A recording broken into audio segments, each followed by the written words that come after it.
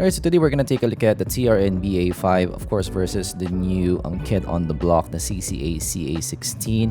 So as I mentioned in my review, I find the TRN BA5 to be a bit more clean sounding over the CA16. Also, the CA16 is a bit more richer in the vocal region. But the CA16, of course, is a different tuning over the TRN BA5. The BA5 has a more forward vocal. But let's do the sound test and you be the judge on which one is for you. Let's start the sound test now.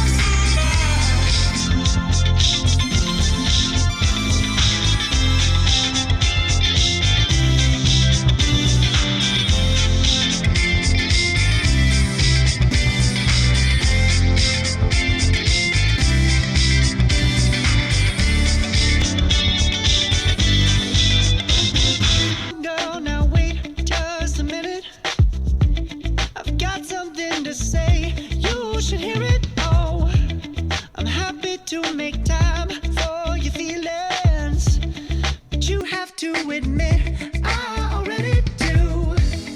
Let's just break it down to you and me uptown, dancing all around till the disco ball pops. But I have to be me, and everyone can see your anger is misplaced.